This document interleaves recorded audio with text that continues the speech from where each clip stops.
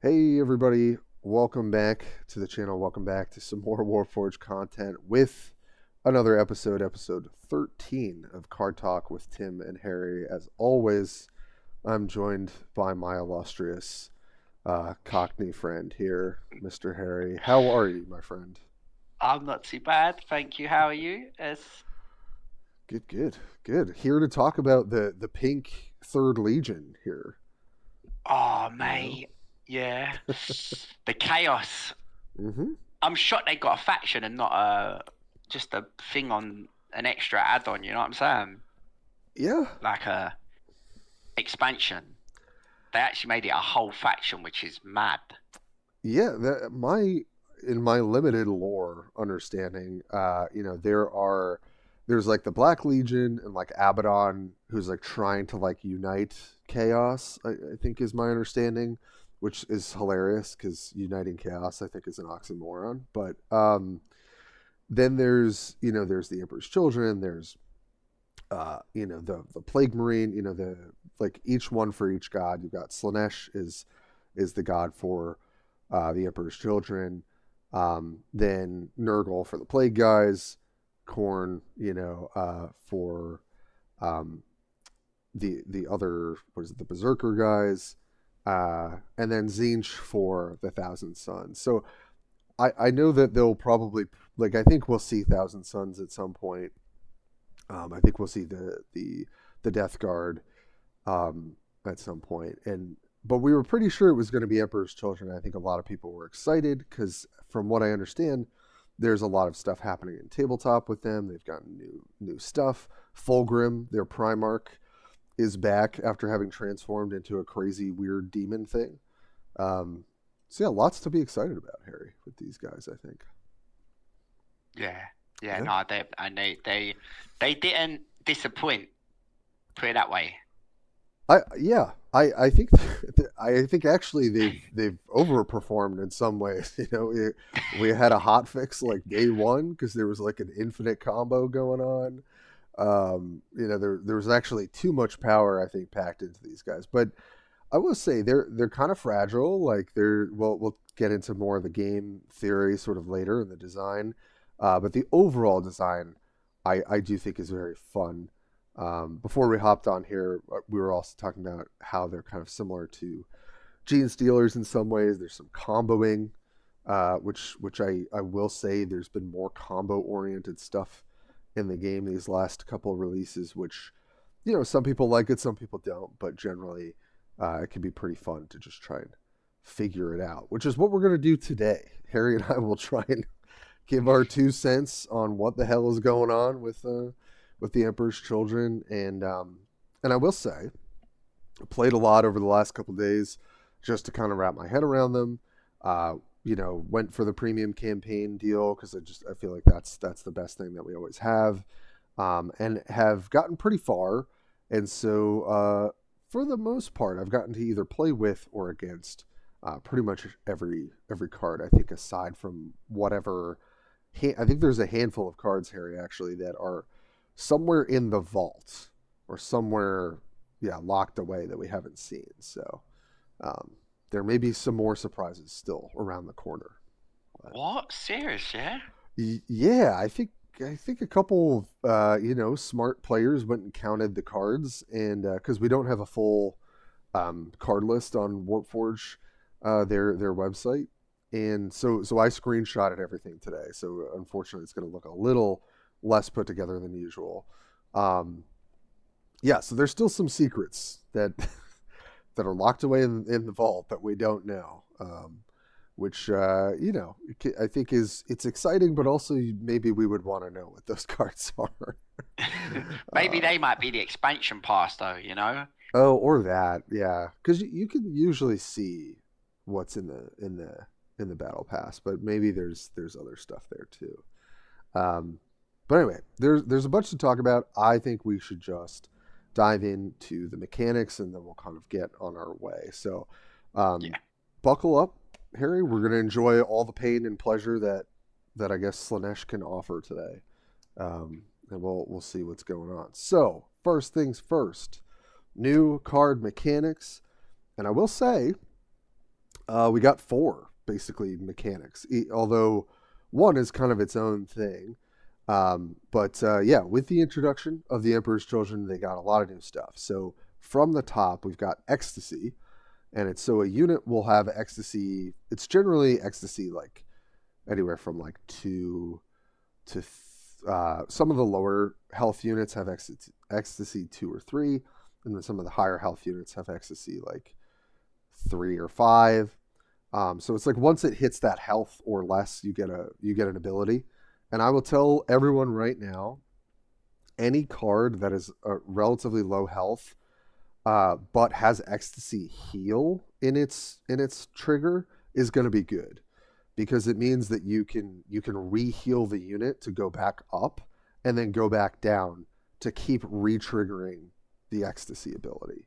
So if you see any card, epic, legendary, whatever, and I know there are a few running around there, I would bet that those cards are going to be pretty powerful. And we'll talk about how there are other healing in this faction as well. And then Cruelty, next down, is essentially if you attack the Warlord, which is usually going to survive the damage, then you get a buff. And most of the Cruelty triggers are +1 melee or +1 melee and ranged. It's usually just amping up damage. And so if you can get multiple damage on your opponent's Warlord, you're going to get multiple triggers of Cruelty. I do think this is kind of the weakest mechanic overall, just because it limits, you either have to trade certain amount of damage on certain units, or you only can attack the Warlord.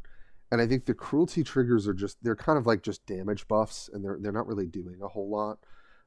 But you can go off and combo with them with some of the Demons, which we'll talk about in a minute. So there might be some hidden cool stuff there. Stimulation, which I think is the sort of like uprising for Gene Stealers, just because I think there's a lot of comparisons. I think Stimulation is sort of the signature component of like going to be the most annoying and most powerful ability. So units with Stimulation will trigger their ability when they are targeted by any stratagem, right? So that's yours and your opponent's. So the fact that your opponents get some sort of punishment for targeting your Warlord or targeting your units with Stimulation means that that's going to be annoying. I've already had people make many mistakes into my units trying to kill it with something, and then it gets a buff before the damage hits. So then it lives, or it gets a shield. We'll talk about some of those crazy cards. But I think Stimulation is just going to be really scary. And combined with this last keyword here, the combat elixirs, you're going to have the ability to target your units and your Warlord with half of the elixirs for 0 cost. The elixirs cost 0. You can go really crazy. We'll get into the elixirs in a minute, but I think that's going to be big. Stimulation's pretty big. Ecstasy on some of the healing Ecstasy units I think is really big. And then Cruelty kind of rounding things out as like a decent mechanic, if you will. But from what you've seen, Harry, is there any mechanic that you have thought was kind of interesting or like the design of, or maybe don't like the design of? No, I like it. I do like the 4 different things, because it gives you all different kind of play, not styles, but like different like ways. There's always a new way. I did play against the main character, the legendary, and I don't know, he was healing, he was getting damage. It was all too much, you got to sit down and read it all to understand it. Yeah. Lucius has like a bunch of stuff going on, just by himself, and I think is pretty dang powerful. But yeah, there's a lot going on, and I love this from like someone who's played so many card games. I like it when they kind of step up the complexity a little bit, or like sometimes we haven't had 4 new kind of mechanics. We've had maybe 2, sometimes 3. Usually one is pretty clear, kind of like Cruelty. But yeah, they have a lot going on, and I think kind of like the Gene Stealers did, it took months and months of iterating to find like a lot of viable decks. And I think my feeling is that aside from the Warlords, where I think there's a clear kind of tier list to them, I think that there are going to be a lot of different combinations of cards that make fun and competitive decks. So, um, yeah. So I think that's kind of the roundup for the mechanics. Lots to look into, and just to give a little bit of a visual here, wanted to sort of highlight. Don't forget your meds, aka your Heliotrophus quail scoreflens. Oh my god, the names are hilarious. Um, so these are all the elixirs because I did want to snag this. I'm so glad someone actually put these all together. Um, and yeah, there's a ton here, right? So there are ones that affect units. There are ones that only affect troop. So there are three that affect troops, or technically four. Or sorry, there are three that only affect troops, and then there are three that are targeted towards units. So the fact that you can heal units with ecstasy is really great. You can heal your warlord. Buffing combat stats, generally not that important unless they have flank. But as you'll see, Shiver Splint here is give armor to a friendly troop, um, which is pretty powerful. For 0, giving armor 1 is not half bad. But they are randomly generated, right? So you're not always going to get the meds that you want. But there's so many different combinations, and it can get really crazy. So, what do you think of this idea, Harry? With like the generating a 0 cost like little buff. Are they ethereal? No, they are like a full card that stays in your hand. Yeah. Because, yeah, I feel like they're probably going to get nerfed. Probably cost 1 or something. For the fact that they cost 0 is a bit mad. Yeah, I mean I will say I've been both on the playing and receiving end of like a super buffed unit that just kills me. Um, or I think what's fun about it is when you can kind of do these little value trades with like, oh, I'm gonna put blast on my warlord this turn, or I'm gonna, give ranged and flank to a unit. Um, I mean, I think just things like armor 1 is good, heal 2 is good, blast is good, and then even the Antrax Silk allows you to maybe kill a unit with your warlord that you couldn't normally, or something like that. Um, yeah, I do think these get pretty crazy, and so I wouldn't be surprised if we do maybe see a change down the line. Um, so we'll see, but I think it's a fun idea. Like I kind of like the idea that there are these random kind of buffs that get attached to certain things, and they've got certain synergy. They might be a little too strong. I think that's fair to say from what I've seen so far. But I like the idea. I've had a lot of fun playing it. So yeah, those are the medications that have been added to the list. So moving on, definitely want to start by talking about the Warlords. We've already kind of talked about them. Lucius is the person that Harry's played against. I've played against Lucius a ton. There was a deal on Steam where you could get Lucius and 10 packs. I think a lot of people took advantage of that, or they got lucky opening him. I don't know. But I think he is here to stay. There are people I think already at like almost 4K with this faction. They've been out for 3 days. I expect a lot of people are just playing a ton of games right now, but every time I've played against Lucius, it feels really scary. He's definitely beatable. There are counters, but I think he's basically Swarm Lord with like other synergy. Right? He's a 3/1, and then he deals the damage whenever he's targeted, and he can heal himself or a unit, or make another unit have vulnerable 1. So it's like to start in the middle here, Lucius just kind of has a ton of stuff going on with the Duelist Hubris. And the fact that he is stimulation himself, and this is why the infinite combo got changed. There was a guy that I think it was like every time damage was dealt, you make a potion. and then it's like, okay, so then I'm gonna put the elixir on him. He deals a damage, get another elixir, and just like keep doing that. So the fact that he himself can deal damage to the board every time you put an elixir on him as well is just like a huge bonus. Now, if we go quickly over to Lord Kefriel, he also has a stimulation, so give +1 melee to a random friendly troop. So as long as you've got a troop on board and you're buffing Lord Kefriel, you're getting a trade-off. The problem is his ability, right? So deals 1 damage. If the target dies, create an elixir. Now, that's reasonably powerful, right? You're killing something off. You're getting a card for it, sort of, with the elixirs. And then you can put the elixir on your warlord to buff a unit, or you put it on the unit.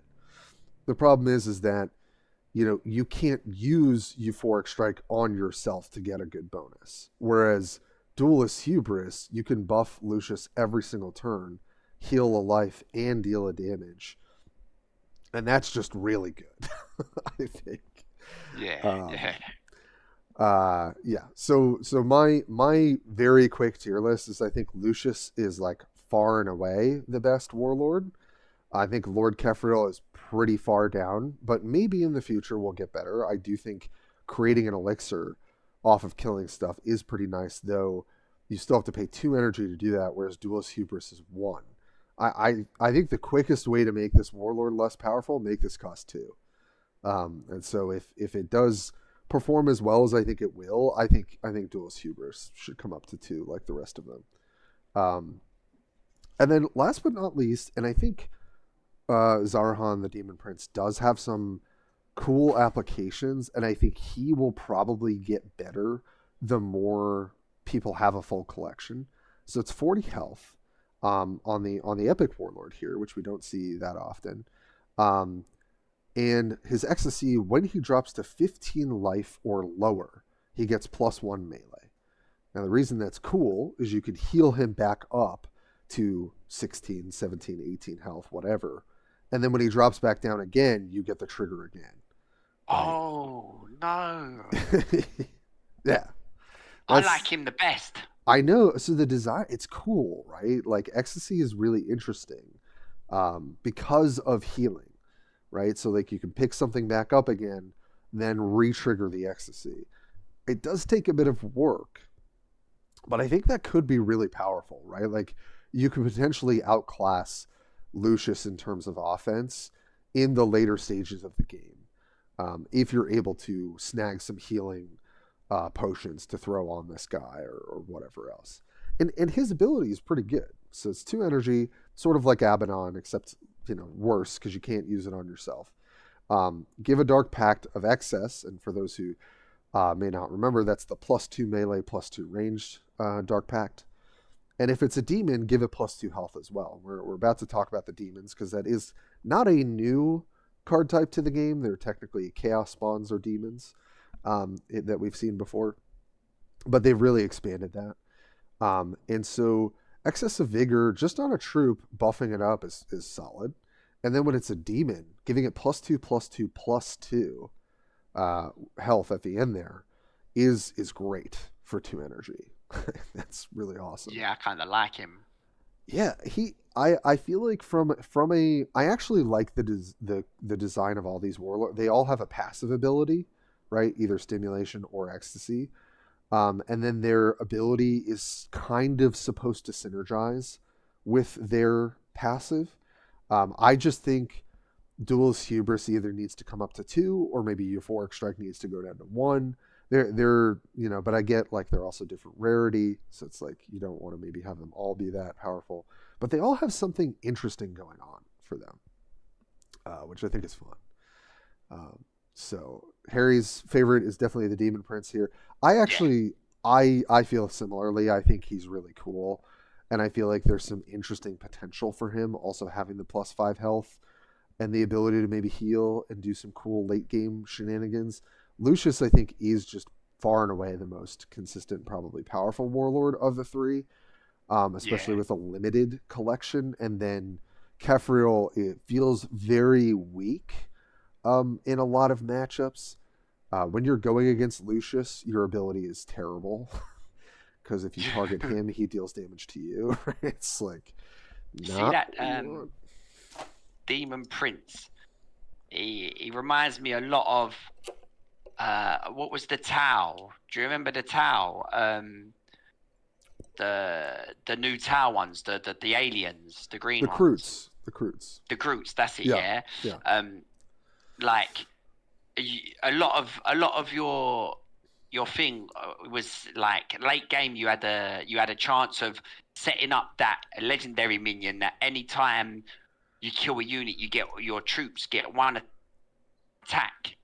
Flesh You Shaper. remember Yes, Flesh Shaper? That's it. Yeah, and like such a good that card. was a win condition. If you could like set it up, and you can get like 5 attack on your Warlord or something. I Yeah, feel like it's the similar thing with this Demon Prince. If you can get yourself some heals, but then it's calculating yourself to get to 15, and then being yeah. able to survive, and then heal. Like it's gonna be a harder play style, but it's like high risk, high reward play style. Yeah, I think there's a lot of layers to what you can maybe do with the Demon Prince, whereas Lucius is kind of just like sort of streamlined. Um, Yeah, but I agree. I think the Demon Prince in particular, when we have full collections, I have a feeling we could see a top build out of him. I think Lord Kefir, as things stand now, I don't think can really get there, especially with Lucius running around. You just kind of get your face bashed in. It's not very fun. Um, yeah. but yeah, those are the new Warlords. I think there's a lot of exciting stuff to do with them. So yeah, just keeping moving here. Let's talk about some demons, which are going to go well with the Demon Prince. Starting off on the left hand side here, we've got the Winged Demon Prince himself. Does a lot of buffing, has cruelty where you can draw a demon. Um, I think for a 9 drop, unless you're winning the game already, you've got demons on board that are getting the buff. I don't know how viable this guy is as a 9 drop, because he only does something if you've got board presence.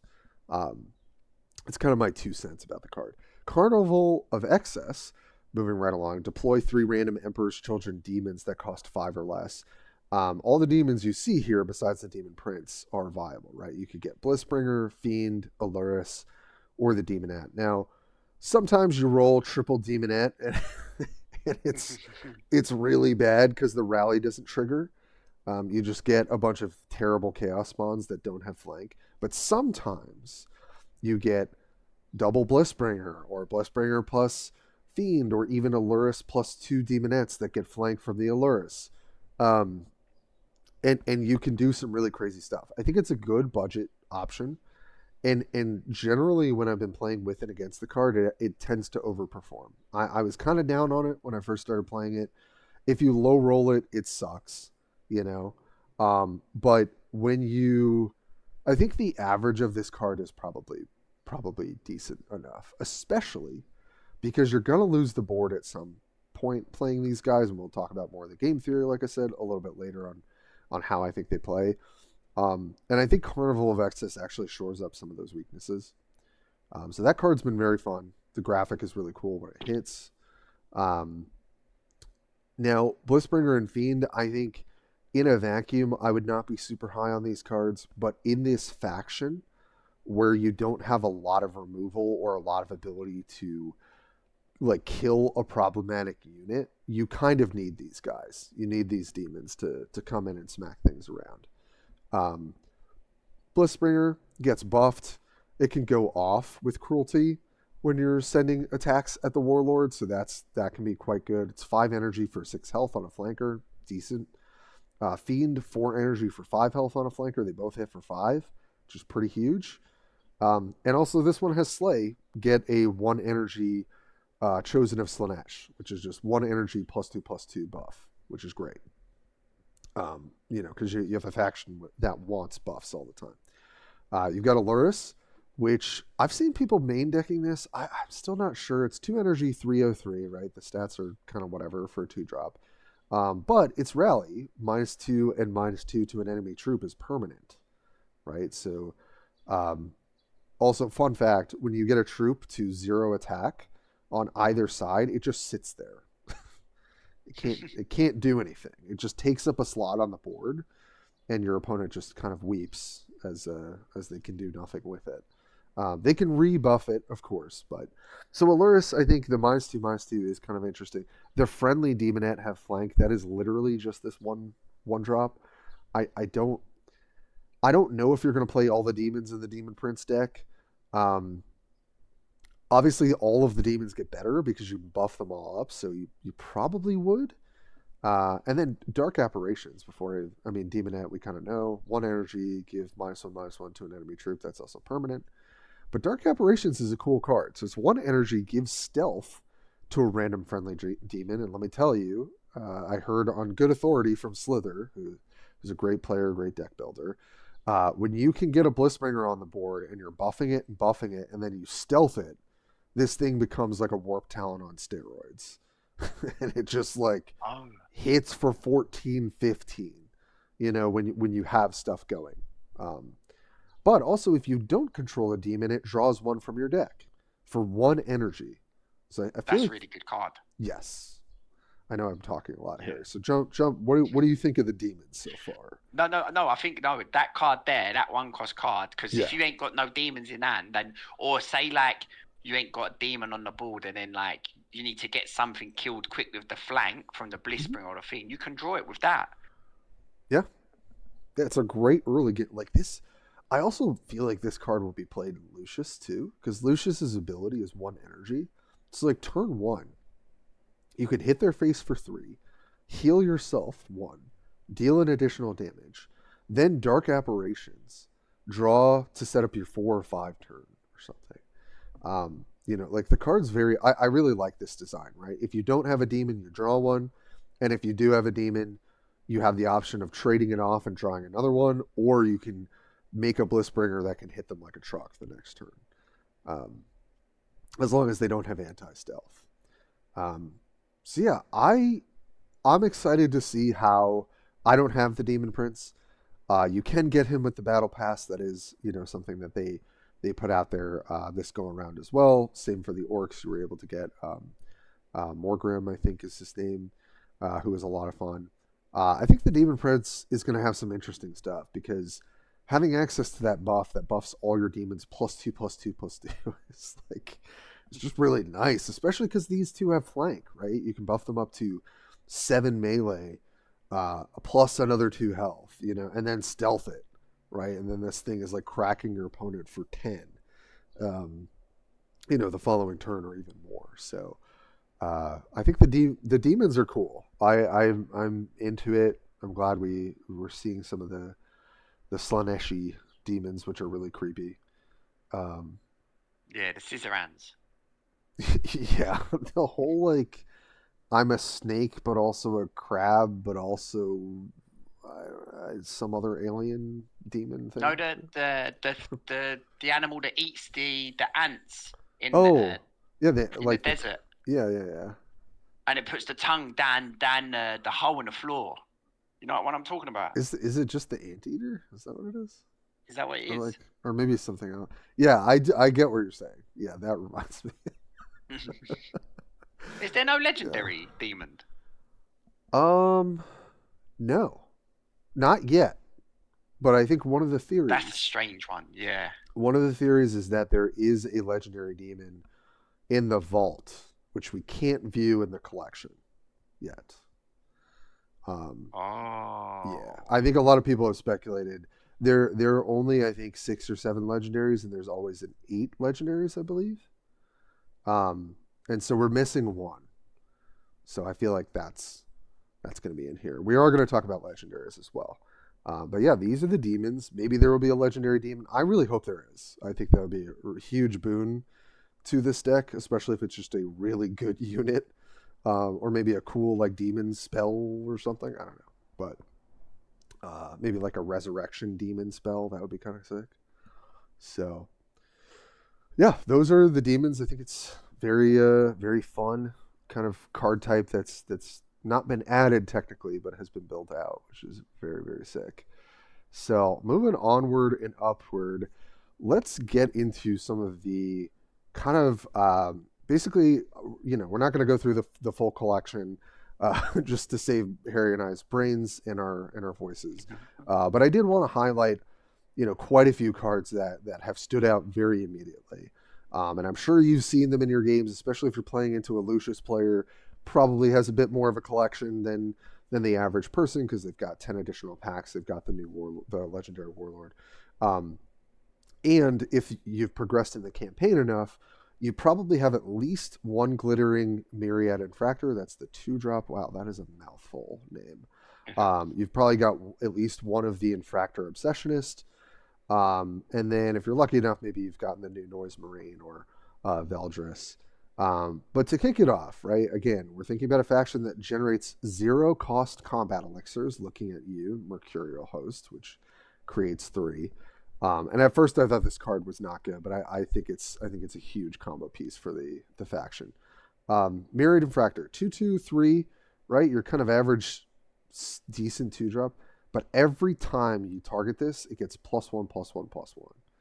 So it's just, you can just dump a bunch of elixirs on this guy, and he just gets huge. You put armor on this thing, which is one of the elixirs. You put, blast, whatever. I mean, it doesn't matter. You put a thing of Slanesh on this guy. Glittering Myriad Infractor just goes crazy. So this is going to be a staple too of, I'm pretty sure, in like every deck that mildly cares about different elixirs and stuff. So this guy I think is going to be crazy. And I've already seen this thing go off in my games against me and playing it myself. So that is definitely going to be a staple. The Noise Marine I really like, and I had mentioned earlier, anything that has ecstasy and heals in its ecstasy tends to be pretty solid. So you get this to 2 health, it goes back up to 3, right, when it heals. And so if you don't clear this, and to be fair, it's only got 1 melee, it's got 4 health. This thing gets cleared by a lot of melee flankers, so don't expect for it to live. But if this thing does live, right, you can punch them for 8 that following turn minimum, right, because it'll get Bloodthirst, and it lives because of the healing. It'll deal 4, take 2, go up to 3, deal 4, take 2, go down to 1, heal up to 2. Yeah, and you can heal this, you can put stats on this, right, with the elixirs. This card is very scary when you see it. It's like the other Noise Marine. It's got to be dealt with fast. Yeah. Somehow, I think the other Noise Marine is actually a little bit more consistent, but this Noise Marine, I think, has a higher upside. And I kind of think that's the whole deal with this faction. It feels like Black Legion, but higher ceiling and lower floor. Whereas I think Black Legion is kind of like having camouflage or access to camouflage is really, really good. Whereas you don't have that access in this faction. Like, these things are getting the super buffs, but if they have removal against you, they are just going to die. And then you invested like 5 cards, and now your guy is dead. So that is a bit of the weakness of the faction. But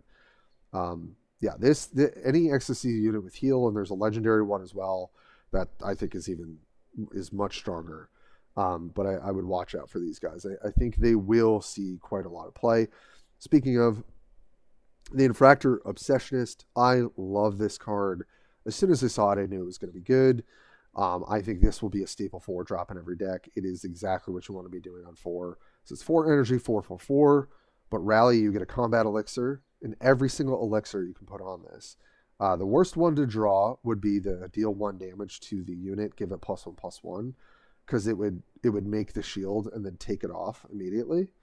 But otherwise, you're just going to slap the shield on this guy. It's a 4/4/4 with shield on, 4 energy.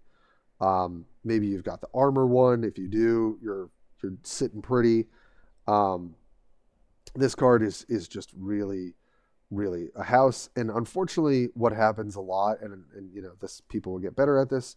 People will try and kill this with a spell, with a stratagem.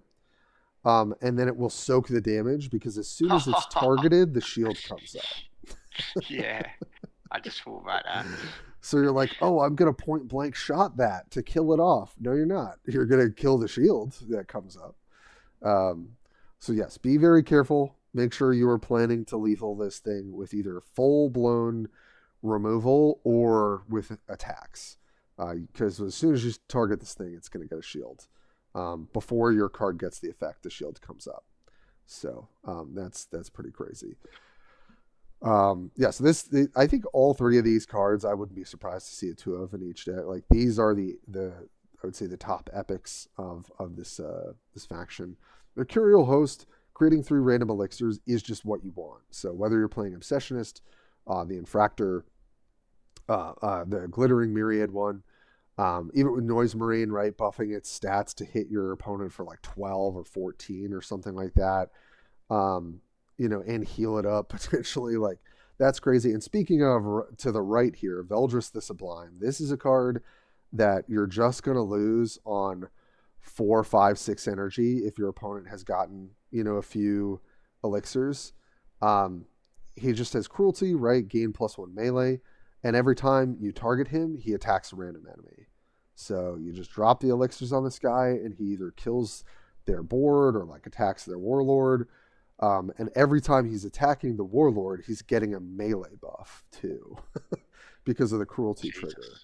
Yeah. So this thing, especially in draft, whenever I play this card, I'm just winning that turn essentially because, generally it's just going to go crazy. It is easy to remove, right? Its stats are kind of terrible in terms of the ranged, but you're going to play this and then just dump your hand in terms of elixirs and stratagems, right? So you're just going to go off with him. So that is going to be really scary. So I think all of these cards, in terms of comboing, Veldris and the Glittering Myriad have the highest, I think, ceiling. Noise Marine definitely benefits from some of the offensive buffs. Infractor is just a straight up good 4-drop that doesn't really require anything because he already gives himself a shield with the rally trigger. But I would expect to see a lot of these cards as people collect them. I'm sure they will just be fairly staples in most decks. Yeah, I really like the 4-drop. Which the Sessionist or the Veldris? No, the Veldras is really cool as well. I like that because, but I do that Infractor. Yeah, that's a serious bit of card there. Yeah, you can kind of look at these cards and be like, okay, there's combo potential, but what am I doing in my average game? Infractor, Obsessionist, great. It gives itself a shield. Any other elixirs that you have, give it a shield. It's just a really, really nice ability. Anything that generates elixirs, especially on a body, is just going to be great. So those are some of the new combos. I think you're just going to see a lot of this coming out. It can be pretty wild how high roll this stuff can get, but it can also low roll, and sometimes you don't have the right setup, and it kind of feels like you're playing with a weird deck. But when they curve out and they do what they got to do, I think this faction's really scary. So what I've learned so far, right, just to kind of, for those who are literally maybe brand new to the game or jumping back in because they like this faction, maybe they're struggling with it. I would say with my green warlord, it has not been going that well. I think I'm probably at about a 50% win rate, maybe a little bit lower, which I think is I'm missing a lot of stuff, and also that warlord is like kind of meh. But here's kind of my sort of overall take, right? The more you can establish board early and be aggressive, I think that is how the faction wants to play. Now, it may be different with the Demon Warlord as we get access to more cards and stuff like that. He seems like he wants to scale into the late game, and so maybe you're not as aggressive with that Warlord. But I would say, in general, how this faction wants to play is you want to get something on board, try and keep it alive so that you can then go off with elixirs and stuff like that. And I don't think you want to be in the late game with this faction. I think their late game is pretty weak overall, aside from a handful of decent legendaries or good cards. I think you're trying to be the aggressor in a lot of matchups. And then kind of my second point here if you're not able to establish a board, then really what you're trying to do is try and stick like a good 4-drop, aka the Infractor Obsessionist, which will probably be harder to remove. And then try and like next turn make those elixirs with the 4-cost stratagem, the Mercurial Host or something like that, and just like go all in on some sort of unit between 4 energy and 6 or 7 energy. That's kind of, it feels like on 4 is where the faction starts like kind of taking off, or like pushing the pressure if you're not able to get it early. And then I think this other point, right? Stay alive to set up big swings. You want to just be really, really careful with your health at some points. Yes, you kind of want to race and be aggressive, but also you kind of want to take stock of like, okay, what do I need to set up a really good swing with like Veldress, right? Like, do I need to wait till 5, 6 energy so I can slap like 2 free elixirs and then like a 1 or 2 cost stratagem on him? Like, what is going to allow me to race my opponent? So you do want to set up those kind of like big swings. My 5th point here, make sure you can retake the board. That's really just my PSA. If we go back a couple slides to the Demons, I think you need to be playing Fiend and Blissbringer. I think it sucks when you play against Flyers. I think Eldar actually are a pretty solid counter to this faction from what I've heard and seen. Because you need things like Blissbringer and Fiend to retake the board when you are behind. I think this 0.5, make sure you retake the board. That is what allows for you to then stick a threat and put a bunch of stuff on it, and not fall too far behind. So if you haven't wanted to play those flankers, I really would encourage you to do it. I do think that it makes your game plan a bit more consistent with trying to go off, sort of like an uprising, like 1 unit and then dump a bunch of free stuff. And then my last point here, right? Just play all the good legendaries and epics. That'll help your win rate. Yeah. So just to highlight some of the legendaries here. Veldress, we talked about. This thing is, as soon as it hits the board, your opponent's like, I don't know if you've heard this term, Harry, the groan test, but it's sort of like, does a card pass the groan test in terms of you see it on the opposite end of the board and you're like, oh God, this is going to be Veldress.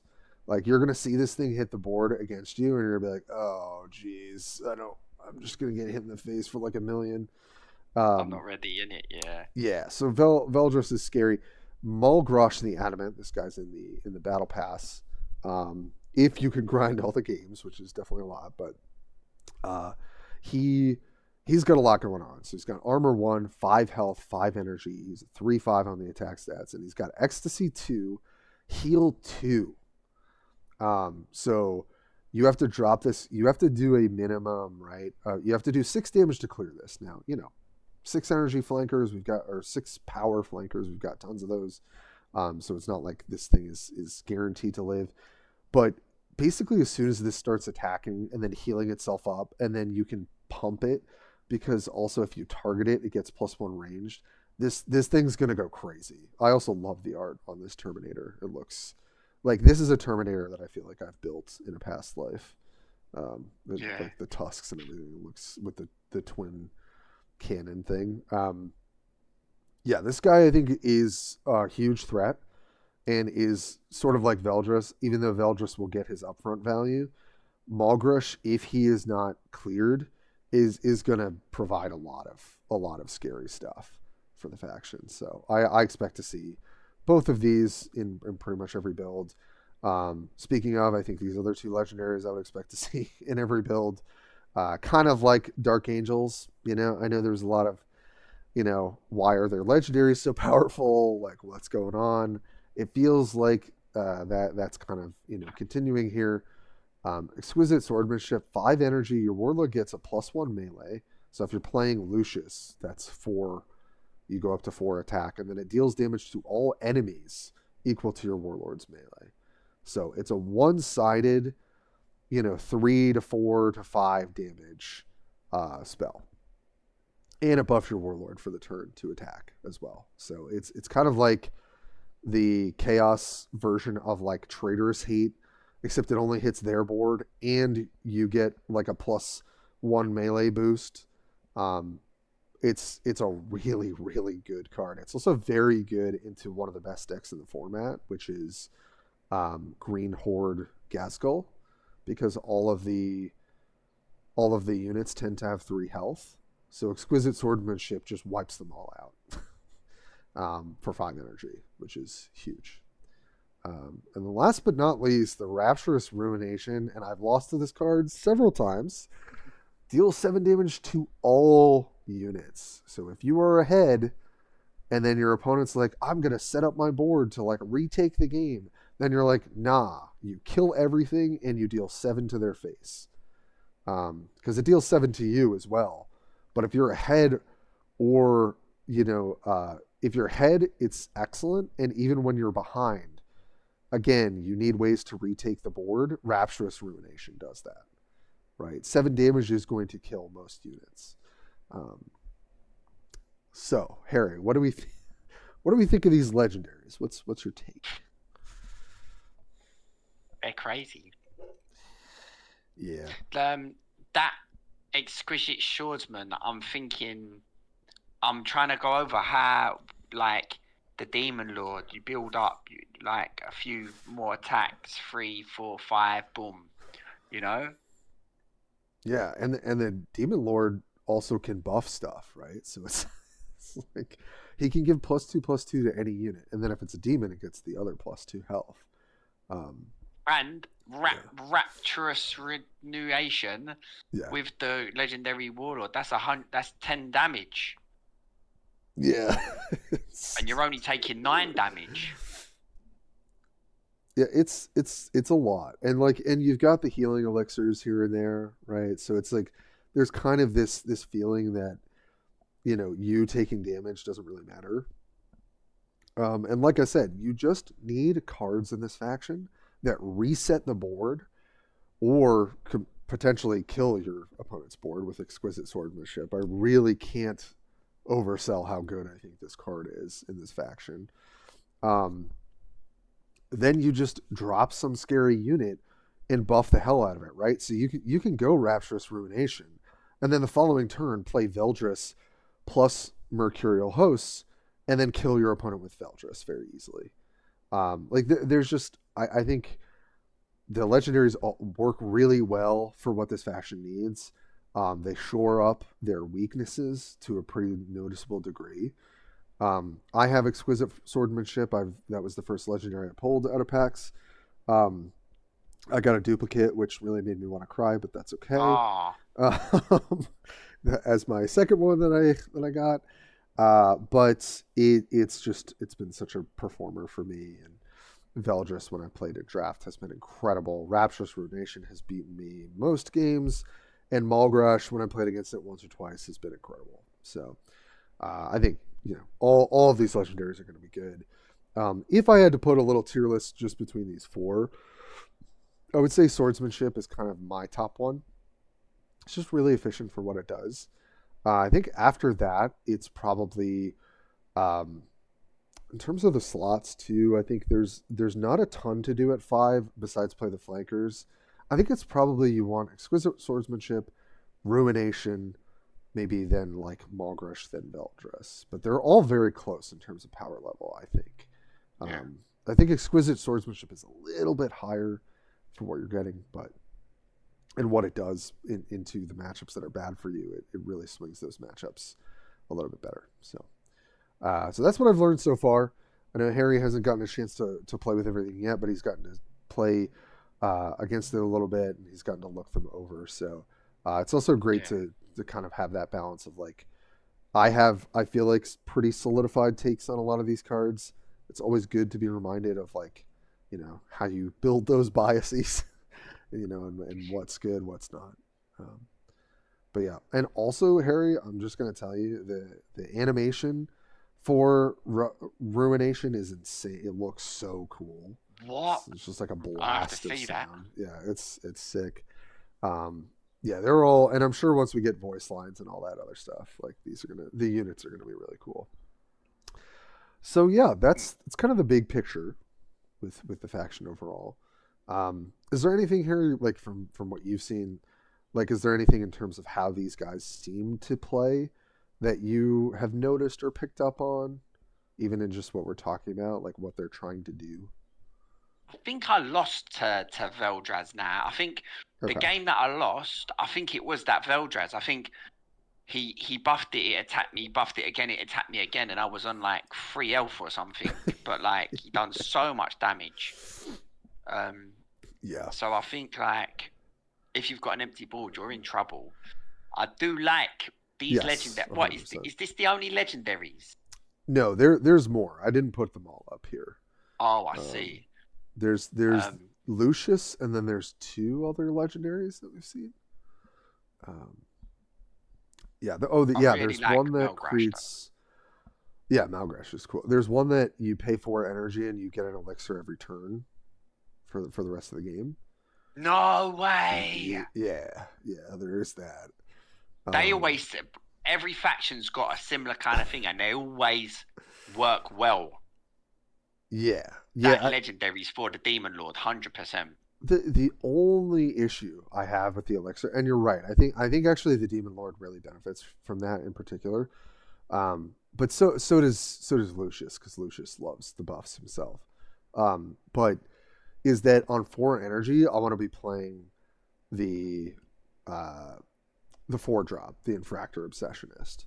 But I do think making an elixir every turn is just really good.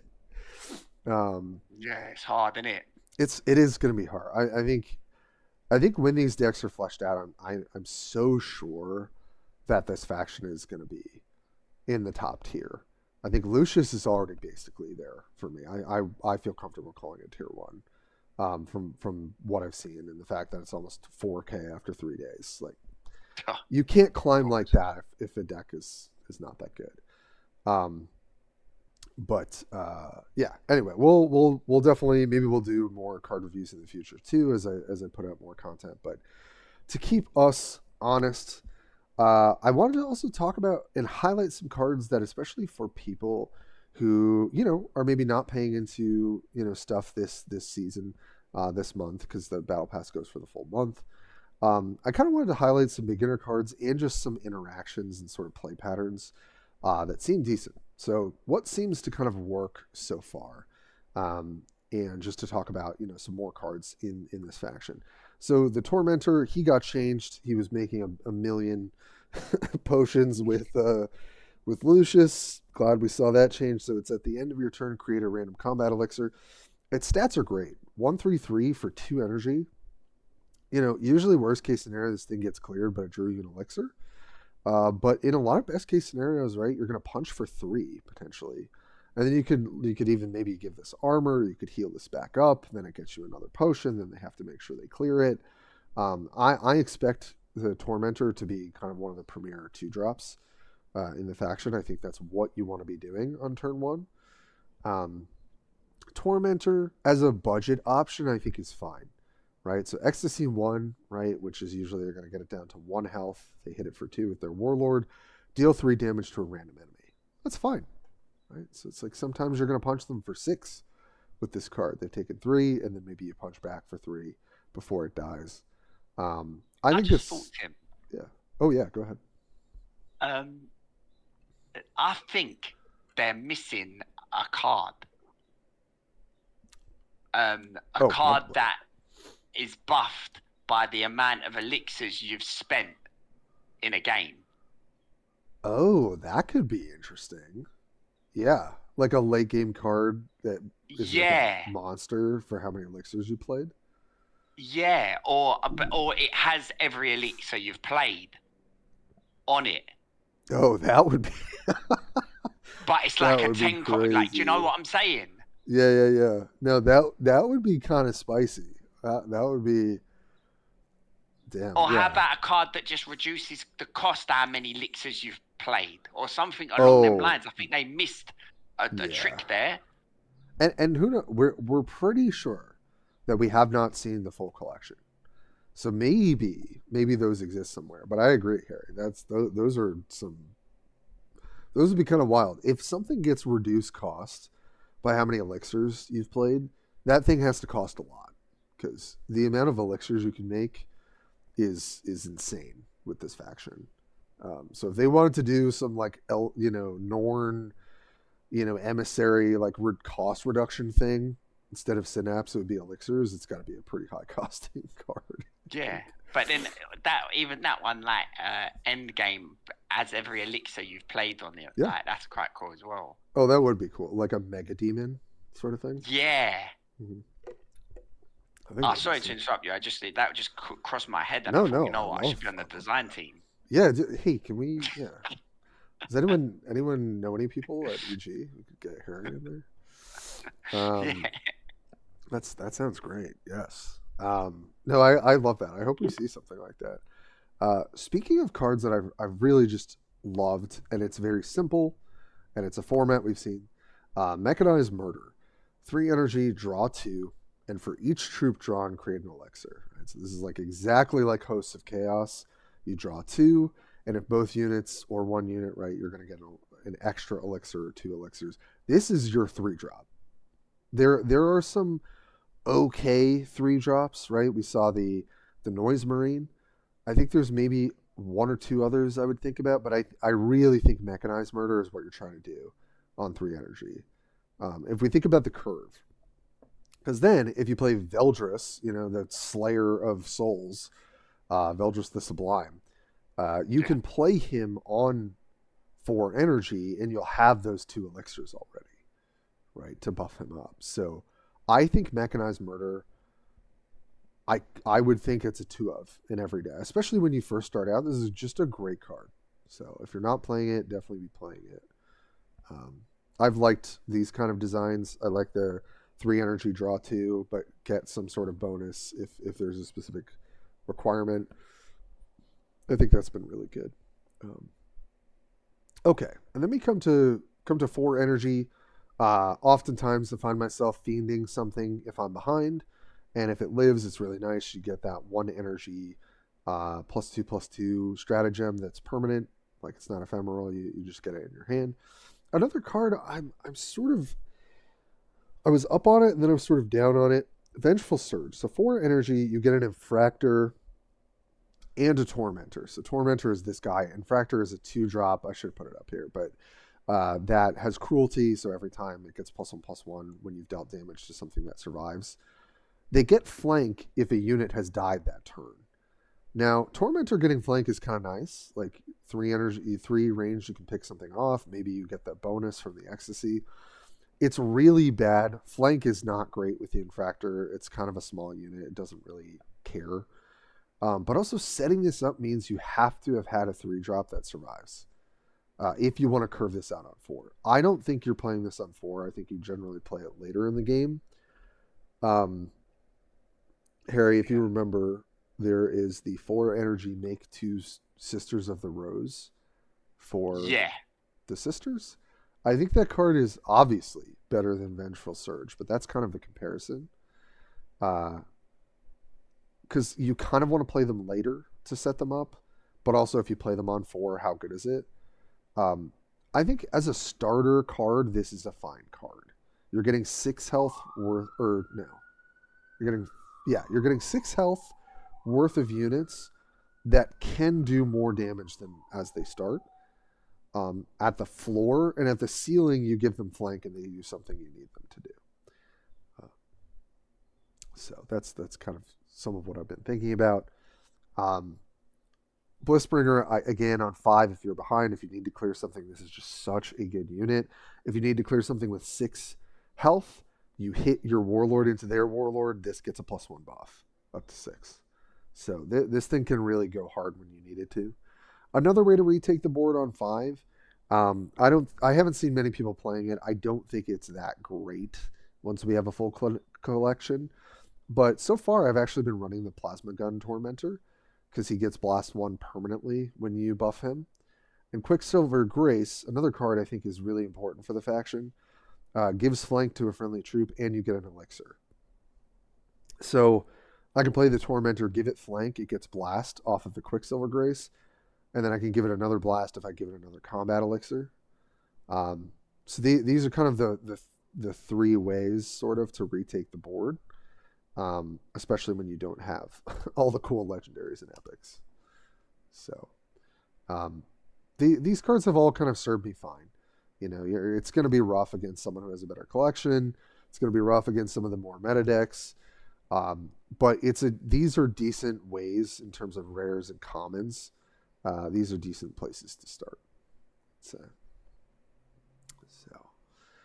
yeah. So far that's been working, but we're getting towards the end here, and I wanted to highlight a few more cool card designs and kind of talk about, are these good or are these bad? And I'm definitely going to put Harry on the spot here. All right, what you've seen, Harry, I just want your take. So starting on the left side here, Eternal Servitude, 2 energy stratagem. Choose a friendly troop that died since your last turn and deploy it. Lower its health to 1. So it doesn't say it, but Eternal Servitude sets the health to 1. It cannot be buffed. Oh, the flank. Flank is good. Yep. You bring back a flanker to re-kill something. And then what about cards with Ecstasy that need to hit a lower health threshold to do something? Oh, the Ecstasy just procs. It just triggers. Yes. Exactly. So I haven't played with or against this card yet, but it can bring back a flank to reflank, which I think is decent. And skipping ahead here, but the Chaos Rhino, which makes a random infantry for 3 or less. Let's say you get a body, you trade this off, or it dies, it kills something. If you Eternal Servitude it the next turn, you're going to get back the body. Obviously, it only has 1 health, but then you instantly trigger Ecstasy with Servitude. The one thing that I think is weird, I guess this was intended, is that it says lower its health to 1. This doesn't tell me that the card's health is set to 1. Meaning I would assume you could heal it up or buff it up or whatever. But I have been told by Slither, who's been playing with this card, that that's not how it works. It sets it to 1. It cannot get higher. So to me, this is a combo card with Ecstasy cards.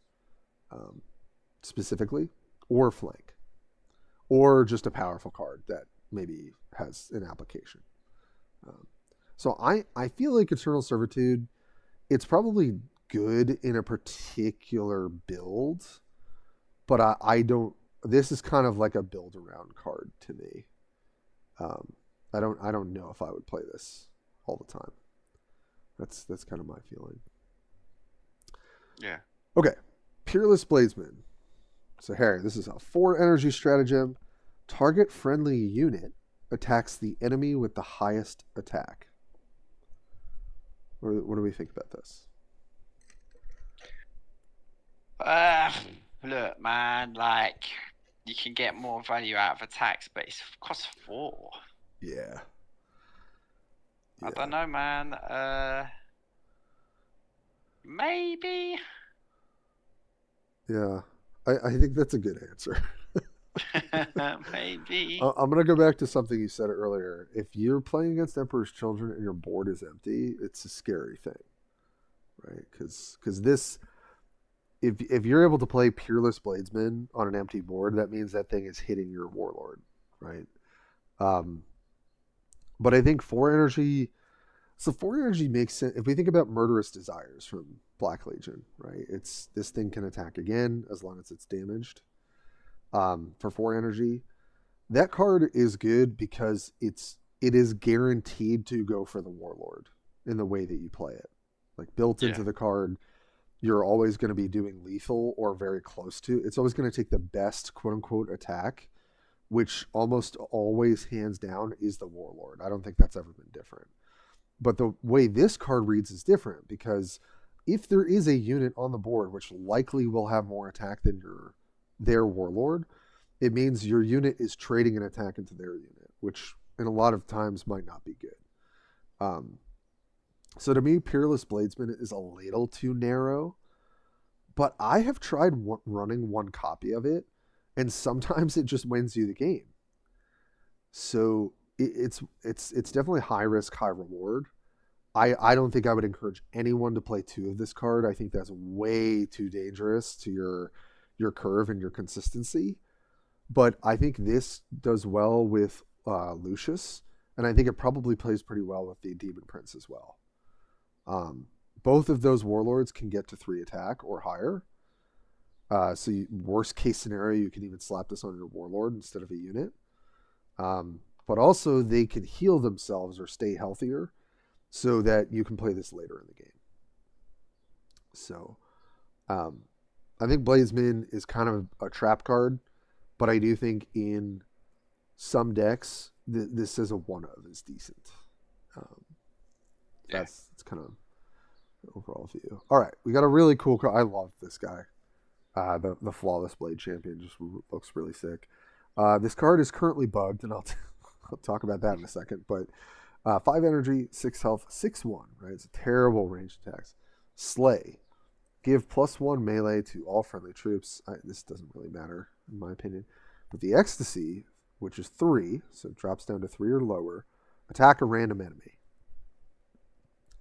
The way this card is bugged right now is it will just keep attacking until it's dead. So No. yes, so it drops to 3. It attacks. If it doesn't die to that second attack or whatever, it'll keep attacking. It'll just keep going. I don't know why, but the Ecstasy keeps re-triggering no matter what. Also, this thing can jump into the air and hit flyers with its melee. So that's just something to keep in mind. What? Yes. How? It doesn't say it, but it does it. Huh? It's got we theorized it's got the jetpack, so No, I think that's not meant air. to be. Jumping in the air and just swiping with his awesome swords. So I don't know. This card might just be bugged as hell. But let's minus the weird bugs like that. I really struggle with this card. But like as you're reading it, Harry, how when we think about elixirs, when we think about ecstasy, and like how the faction operates so far, in a vacuum, what do you think about this card in terms of like its stats and what it's trying to do? A lot of these cards are like really benefiting off empty boards. Yes. Yep. 100%. Like, yep. if he gets knocked down to 3 and then he gets a free attack, yeah, like it's all cool, but it's like, oh, you've got him at whatever else. You attack the enemy, the champion, you hit that, and then you take 2 damage, but you've done 6 damage, and then he gets a free attack, and he might be able to take a minion out with him, But sometimes the board just isn't in your favor, so these are very rolly dicey. 100%. Yeah, I think you nailed it. So this faction wants to see nothing on board most of the time, which is achievable, right? Sometimes, it's not all the time. And a lot of their cards are like very high risk, high reward sort of play style. Like you just want to be like going in. So and I think that's going to be tough for some players. Like sometimes you're just going to lose from like a Flawless Blade Champion or the legendary that can attack over and over and over again with elixirs. And then sometimes they're going to be terrible, I think. But I think the real question is how consistent can these sorts of cards become? Flawless Champion as a 5-drop is extremely vulnerable to not doing a whole lot. Whereas Veldris, you can get the value up front that turn. So I think in a vacuum, I don't love this card. But I think there's probably enough support, or you don't play this on 5, you play it later when you can give it flank to maybe like kill something, trigger the ecstasy, hit their warlord. That's probably like best case scenario, because you really want this thing pounding their warlord. You don't really want it to be hitting their units so much. I don't think you're really trying to do that. But I could see a world in which this card's really scary. So again, I don't know if these are all kind of question marks for me so far. But I definitely want to shout them out. And I'm interested to hear in the comments how people have been feeling. I want to shout out Chaos Rhino here. We've got a pink Rhino. Who doesn't want that? That's really cool. That's cool. Yeah. It's got 6 energy, 7 health, 3/5 on the attack stats, and its XC is 5, so it has to take two or more damage and survive. Deploy a random Emperor's Children infantry that costs 3 or less. Now, I genuinely love this card, but I'm just going to talk from a new player standpoint. Again, any card that generates random cards means that it's pulling from outside your deck. So if we go back a couple slides, let's say you don't have, Glittering Myriad Infractor or a Thronotic Noise Marine. You can pull that off of the Rhino. And that can be really, really good. So I think from a new player, new card, new collection standpoint, Chaos Rhino is doing some good work. But what are your thoughts on this card, Harry? Yeah, the artwork's really cool. I like the fact that it's 5 because it's more achievable. Surviving that 2 damage. Yeah. It's like it's gonna survive a trade, most likely, and then because 7 health is a lot, right? You're gonna have to use like a flanker plus your warlord, or like a flanker plus a damage spell or something like that. It's really hard to not get this trigger. And honestly, there aren't a ton of great 6 drops in this faction from what I've seen. Just from my limited collection, I genuinely think Chaos Rhino is a solid card. I think we'll see it, maybe not as a 2 all the time, but I'm running 2 right now, and I've been very, very happy with it. So I think you've been reliably getting. Yes. Yeah. Yep. You're 95% of the time getting that unit. It's really rare so far in a lot of games that I played that I got 0 value out of this card. It really is a solid stat line, solid ability, and good design on the ecstasy, I think.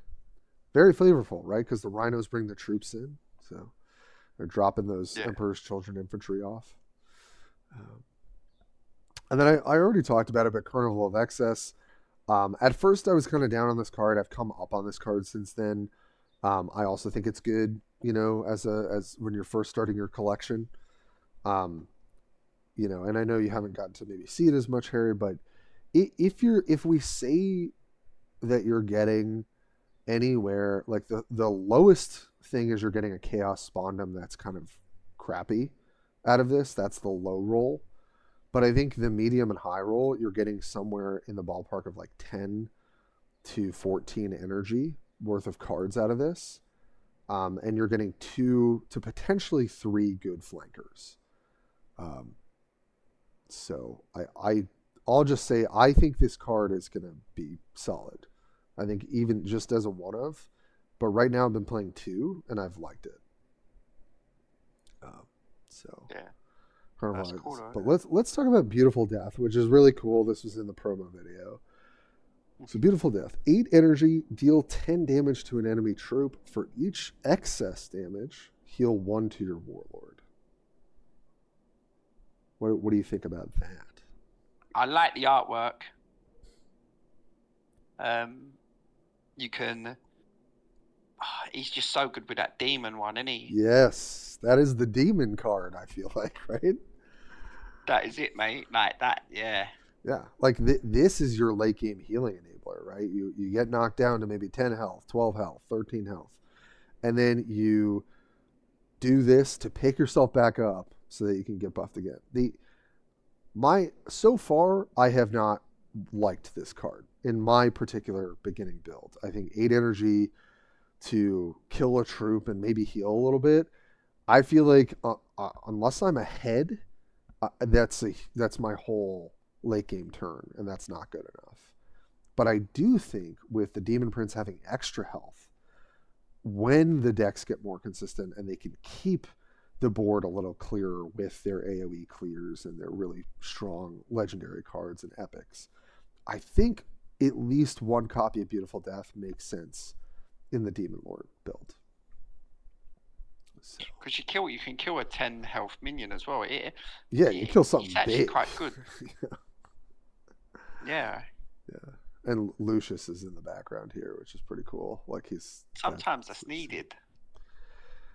It is. That's the thing. I've seen people play it. I'm always a little underwhelmed when it's played against me. Like I'm always like, okay.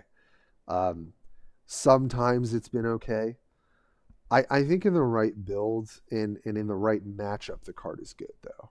And I think one copy probably just makes sense. I wouldn't fault anyone for playing that. So anyway, that's a little segment. Wanted to show off some more cards. Are these cards good? I think for the first three, it's kind of like conditional, and for these last three, I think there's a little bit more merit to them for what the faction's trying to do. Yeah. But yeah, as we wrap up here, I made a slide that was like, "What's next for Warforge?" We have no idea. we don't know. There's no roadmap. We have zero clue what is coming up. So I figured, why don't we talk a little bit about the meta? Because I've been playing a little bit more competitively now, and hoping to get top 50 this season because I have a little bit more time on my hands. And my hot take, right? If Gasgol doesn't get nerfed, which is definitely the best deck in the format right now, is Green Horde Gasgol, because they got all this benefit from the new cards. If they don't nerf the 3-drop guy that generates beasts whenever you mob, like the deck is just so good, and if you build it well, you up your chances of seeing Green Horde, and it's so easy to kill people on 6-7 energy. It's just like you're going off. So if Gasgol doesn't get nerfed, it will still be the best deck in the format, obviously. But my general prediction, and I feel like I'll throw up obviously data throughout this video, but on the numbers, the fact that Lucius and most of the players have the battle pass, I think have Lucius, who are at the top of the Emperor's Children leaderboard so far. I'm telling you, when you play against and with this Warlord, this thing is so strong. It's just a Swarm Lord that's beating your face down, getting extra value, has a great one-cost stimulate ability that you can use on your opponent's units or yourself or your own units. I just think it's going to be really consistent and very strong. Maybe people say, oh, well, it's weak to range, just like Swarmlord was. Of course. Like I said earlier, Eldar, I think, will have a good time into some of the matchup. But I think when Lucius has all access to all the cards, it just gets even more consistent and strong. But I think even starting out, this guy is performing incredibly. So I really think, I feel comfortable saying it's going to be a tier 1 strategy. It's not as resilient as Gasgol. Gasgol, really, there's no way to attack that deck. Unless you're getting the right anti-AoE stuff at the right time, it's just so hard to outvalue what Gasgol is doing. Lucius, I think, has more counters, but also is just a really, really consistent, strong Warlord. So I really expect to see him at the very least at the top, and maybe we'll see Demon Boy up there too. I kind of hope that we see him somewhere there. Yeah, hopefully. I'm going to make a deck for that Demon, 100%. Yeah, that I totally feel that we're on the same page there, Harry. And then just to shout out some of the other builds that have done really well. I think the number 1 player right now, which is Rabillo, if I'm not mistaken, is 4,300 points with Erica. I've played against the build a couple times. One thing that Sisters have always sort of been able to contend is the late game. Like, they are the late game powerhouse. And that is something that if they can survive an out AoE Gasgol, which I think in a lot of builds they can, they've got the Penitence, the Flagellant guy, they've got, Cleansing Flame, they've got, the ability to Stonewall for a whole turn and make themselves invulnerable. I think Erica is one of the better answers to the format right now. Also, she probably plays decently into Lucius in the sense that though you would have to target him, if you can stun Lucius, it does really make him weak. right? It was the same way if you stun Swarmlord, you're just like, oh, this thing is not as scary. So I think Erica is in a pretty good spot and probably will remain in a pretty good spot in the meta. I'm actually probably going to pick her up for next season because I've always enjoyed Erica over other Warlords personally. But, I played a bit of Sisters today, yeah, before we started filming, and I've been playing with the new Warlord. But if you're telling me Erica's the better Warlord, then I might make an Erica deck. I will say Aveline, because she has Blast with her ability, and she plays a little bit more tempo. I could see a world in which she also makes it in here. I think Erica just the thing about Erica is that because of the +1 health prey instead of the +1/+1 from Aveline on prey, Erica, if she and the shield though, you get a shield. You do get a shield. That's true. But I think the important thing with Erica is if you establish board early, it's so hard to beat her because she's able to accrue so much stats over time and get to the place where you can't really stop her from praying because you have to kill the units. You have to make sure the units aren't staying buffed and praying themselves. I think Erica's staying power, like in terms of how she scales in the game, is just better than Aveline. But I think Aveline is a good pick. I don't think I think she's gotten a lot better over time. So that's a good point, Harry. I would definitely try her out if you haven't. And then to go through the last couple as we wrap up here, Imatech Necron's got a lot of buffs last patch. They are definitely more competitive. I think Imatech just kind of always tends to take the cake in terms of like the control tempo stuff. He's just super resilient. The fact that his talent now can replicate itself if it kills something and you can keep doing it is also just really good value. So I think Imatech's probably here to stay for a bit.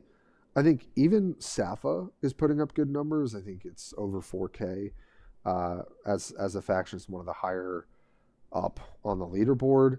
And I think everyone is playing Safa, value, uprising, combo stuff. She just does what she does. Kind of like how Emperor's Children just kind of goes off. Like they try to set up a combo turn. Safa does that, but also consistently. Right? She pulls the right stratagems depending on your build. She pulls the right troops or increases your chance to pull the right troops. She just is kind of the queen of consistency in a lot of ways.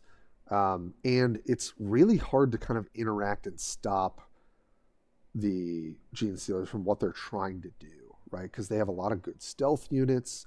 They've got ways of attacking your hand, which hampers your ability to attack the board at times. So I just think that Safa is probably just going to stick around as a pretty decent kind of all-arounder for the format. And then I was really impressed by Commander Amisis after the Tau buffs recently. I think the kind of like drone go wide sort of build is back. I did pretty well. I'm at like 3.2k with them with only a handful of like play sessions. I think the build kind of just does the same thing where in the early game it's sort of getting advantage and then it starts like building these boards and rebuilding these boards. And with some stat changes and some efficiency changes where some of the stratagems have come down in energy cost, I've seen a lot of people having success, particularly with Amisis. I think there's some on-vol running around and that can be kind of good in terms of the mid-range. And some Shadow Sun too. I do want to shout that out. But I think consistency and sort of power level of the deck, I think Amisis has kind of come back into the fold. So if you look at this format, I think it will be relatively healthy, especially if Gaskell gets nerfed a little bit. I do think Green Horde either needs to go up in cost again, or stat changes maybe to some of the guys you can combo out. I'm not really sure. I think it's really just Green Horde with the particular build and all the new cards is just like so oppressive. So if you make it 5-6 energy, that probably is a decent way of attacking it. And then I think everything else gets kind of boosted. So I will say if they don't really do much to Gaskell and they don't And I don't think they should really touch any of the Emperor's Children cards at all. Um, Lucius and Gaskell kind of create this thing where when they're winning so handily.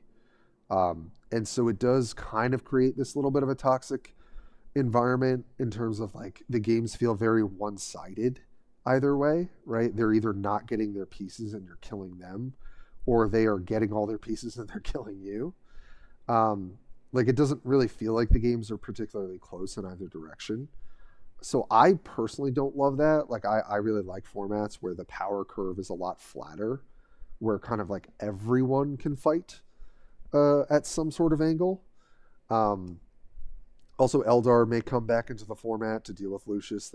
Or sort of some of the cards in Emperor's Children. We'll see, but this is kind of like, as of right now, this is sort of where I would put the format. So, any thoughts, feelings, suggestions, Harry, I from haven't ranked? I haven't played ranked in so long, Oh, that's true. and That's true. Yeah. um, not that I don't wanna. I just I like to play with like not the best. Um, like You just play what you like. Mostly. yeah, if I like one, I'm gonna try and play with that. Yeah. So in ranked, it's like it gets to a point where you're going against the better the better decks, and it's like Yeah. then I'm just losing loads, you know. So Yeah. I like I made like a Hector deck. Oh, Do you know nice. Yeah. the new Gene Stealer card? I made a deck for that. Alaska. Yeah. Avalyn, I just made the deck for. Gonna make a deck for Shadow Sun now because But yeah, the she's Battlesuit actually one pretty weren't good. too good when I was trying to make a deck for her. But like, It's there's better much now. change with her. Yeah. Yeah. The Cruel, Yeah. no, the Cruel. Like Great I card. just pick characters who I think are cool, man. I don't like. Yeah, we love Warshaper. We're big fans of Warshaper on this Oh, stream. Warshaper's my favorite. I still ain't found a Yep. better than Warshaper, you know. No, Gene Stealers actually. Gene Stealers are my favorite, but not the combo Gene Stealers. The putting something in your hand, like that was my The Sabotage. that. Yeah, Yeah. I enjoyed that a lot. So I had that. I had that new deck with the new card. You know, if you snipe. Yeah. Yeah. Yeah, it's Uh, those builds have gotten nerfed. Like Alaska got really hard nerfed after she was released, and Sabotage but has it was a gotten. point where she was insane, though, weren't she? She, she was counterable by going wide. Like if I think guard was pretty good into her, but she just had a lot going on for her. It felt like if she kills one unit and then she plays out every other good stealth sabotage related card, then you're just getting trap sprung for like a million. Um, yeah, it was a little. I think it was a little too strong, but I think they also kind of went a little overboard with the nerfs for that. Oh, I see. Yeah.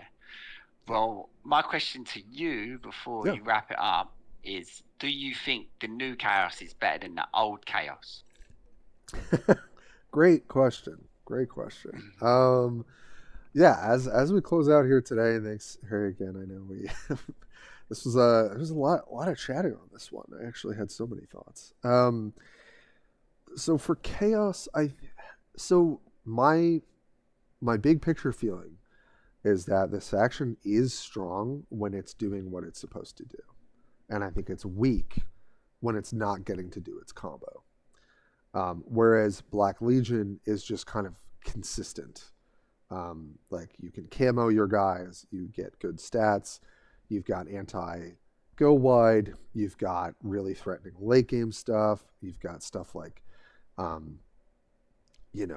6-drop that makes your stratagems less and has armor. I'm blanking on the Venom Crawler. Um, but I think that the ceiling for Emperor's Children is higher. I think you've got some really scary units in this faction. I think that there are some really crazy play patterns that can just win the game outright, whereas chaos takes a little bit more time to build that advantage. Sometimes you can high roll, but this faction feels like it high rolls even more so. So it's, are they better? I know, and it's a little bit of an unfair It's question. hard. It's this close, I'm gonna this early. I'm gonna say yes or no because I think that's just more fun. I'm gonna say I think that they are. I think in their current form, I think they are. Oh man, it's so hard. I'm gonna go with. I'm gonna go with yes. I think they are better, and I'll tell you why. Because we're not really talking about chaos when we talk about the meta. They do fine. People still do decently well with them, but they're not. You know, they're not always. They haven't been a great performer since the Sylar rework, where he was like going insane. Um, and I think Emperor's Children have some really. They have some really high roll stuff, but I also think their legendaries are really strong. And I have a feeling that even though Lucius is kind of tearing it up on the ladder now, and people will learn how to counter that a little bit more, I think as the collection gets stronger for most players, I think they just have a little bit more oomph going for them than Chaos. I think they're good. The matchups that they do well in, they crush.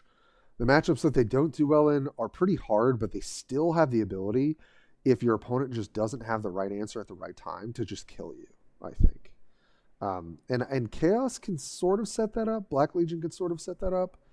But I think Emperor's Children have a little easier time putting out a threat and being like, hey, if you don't answer this, you're dead. So yeah. I'm going to say that they are better than the Black Legion currently. And everyone can come at me in the comments for that. So yeah, no, I think that like they need a little bit more time. Like they definitely do need a little bit more time just so you can play with the cards and even get all the cards. But this is the most funnest time of the game where you don't have all the cards and you have to make little replacements and you have to work out what you're gonna play with, and like you got to do your challenges with the certain abilities, but you just got to make what you can, and then that's what I enjoy the most, you know. Yeah, like tuning your deck, be like, oh sweet, I got another rare. Okay, I'm gonna put that. Yeah, and then putting it in. Going you know going through a new campaign is like it's its own fun activity. You're like, oh, I'm gonna get to this node. Oh, sweet, I got another epic, from the 4 random cards. It's like it's the best. You log on to do your challenges. Oh, I get another node. Oh, I get a pack. What do I get? Oh, I can. You go to your edit. You go boom, boom, boom. You put that new card in. You play it. Like that's what card games all about. Oh, totally. Yeah. It's whenever there's, and particularly when there's a brand new faction, there's just so much to explore, and this design again really reminds me of Gene Stealers. I feel like there's a lot of these little synergies and combos, and I think there will be there's a whole demon archetype that I think will be, potentially viable. I think we've got some pretty exciting warlords overall, and then we've got some really powerful but also kind of intricate cards. So yeah, I think that's going to do it for us today. I talked your ear off, Harry. Thank you so much for being willing to come back in for another episode. I think I have a decent bit of content planned as we get towards the summer. My work gets a little slower, which is really nice. So I really am have a couple ideas, and we'll definitely get back together for that. But what's on the to-do list? Do you just kind of filling out the campaign a little bit with these guys, or are you going to keep working on some of the other decks that you've been enjoying? Yeah, I'm probably gonna dabble in the campaign. I might spend some money just to get the campaign or something. You know, like I'm just It is the best I'm not. deal. The premium campaign is always the best deal. Yeah. Yeah, I'm still playing World of Warcraft a lot hard. So like I figured. I Yeah. play a little couple games here and there. I try and do a league game a day just to keep myself refreshed. Just because I don't want to have to start that from scratch when I eventually go back to that. Okay. I'm AD carry now as well. Oh, Harry's carrying. Okay. I know I'm Love living it. up to my name. Like, That's right. um, play like Caitlyn or Zeri, which is Love that. yeah. I'm Love trying to Zeri. learn. I wanna master every role. I wanna be able to go in any role and be able to play. You know. It makes you a better player for sure. Like Yeah, for sure. playing every role definitely improves no matter what. So But I still got love for Warpforge. Like, I'd like to meet up sometime, maybe go over a few decks, play. Like, I'll definitely do that with you, Tim. yeah, I think we have other stuff to talk about. Like I'll just do a little spoiler here. I really want to have a video where we kind of talk about the direction of the game and sort of like improvements, recommendations, critiques, and stuff like that. Because I think there's been like it's like a lot of stuff being tested, right? Like we had our first expansion, we now have our first new faction recently that's adopting the battle pass and the vault and all these other things. I think it's time for like a little bit of a check-in about how the game is because Harry and I have played this since demo, so it's like I think it's really nice to kind of come back and be like, all right, we're like 2 years in, basically, right? And so, what's kind of going on, what's shaking. Also, we don't know what's coming next, and hopefully we'll get yeah. some more info on that we can talk about. Oh, I'm excited for a little, the roadmap image because that's part of the Yeah, excitement as well. It's we like gotta get that. speculating. Yes, yes, we gotta get the roadmap for at least the next couple months. It really it just helps us all keep the hype alive. But right now the hype is pretty high. I think it's hard to not be excited when new stuff comes out, even if it takes a little time to collect the cards or whatever else. I do think this faction is a lot of fun. I really have been Yeah. enjoying them, even with my limited collection. So, Have you got any predictions on a roadmap? I mean, I'm kind of going off what has been coming out in the tabletop a little bit because that definitely was tied to this release, and I imagine we'll see more. What I would love to see Votan, the dwarf, the space dwarf guys. I've been reading up a little bit about them. I just think that would be so fun. I don't know how popular they are. I don't know if they're going to come to Warforge.